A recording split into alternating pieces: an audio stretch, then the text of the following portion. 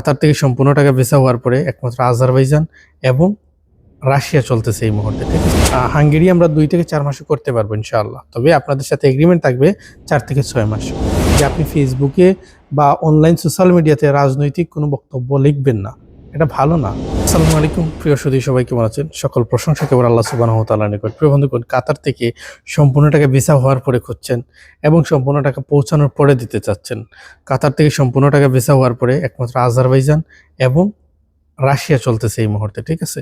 And আর্মেনিয়াতে সম্পূর্ণ টাকা পৌঁছানোর পরে, ঠিক আছে। অ্যান্ড আমাদের কাছে ওয়ার্ক পারমিট যে সকল কাজ, তা হচ্ছে কাতার থেকে হাঙ্গেরি, এটা হচ্ছে সিজনাল ওয়ার্ক পারমিট। প্রসেসিং সময় লাগবে 4 থেকে 6 মাস। হাঙ্গেরি আমরা 2 থেকে 4 মাসে করতে পারবো ইনশাআল্লাহ। তবে আপনাদের সাথে এগ্রিমেন্ট থাকবে 4 থেকে 6 মাস।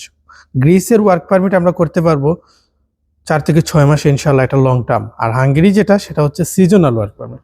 প্রিয় বন্ধুগণ, আরও যে গুরুত্বপূর্ণ বিষয় সেটি হচ্ছে, বিশেষ করে যারা আপনাকে বলে যে আপনি ফেসবুকে কোনো কিছু লিখেন না রাজনৈতিক বিষয়ে, বিশেষ করে বাংলাদেশে, এটা কেন?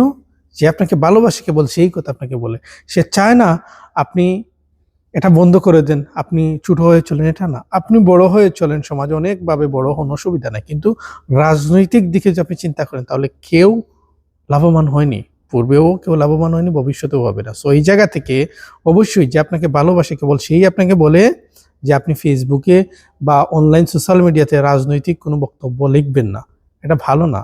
বর্তমানে বাংলাদেশের রাজনৈতিক পলিটিক্যাল সাইডগুলো খুব একটা ভালো না। আমরা তো সবসময় আমাদের যুবক ভাইদেরকে হারাচ্ছি, দেখতেছি, বুঝতেছি। সেই জায়গা থেকে চিন্তা করে হলেও আমরা যেন ভবিষ্যতে সেই দিকে ধাবিত না হয়। আর এখনও যদি আল্লাহ তাআলার শুকরিয়া জ্ঞাপন করেন, যদি আপনি রাজনীতি থেকে মুক্ত থাকেন। ধন্যবাদ, আল্লাহ হাফিজ।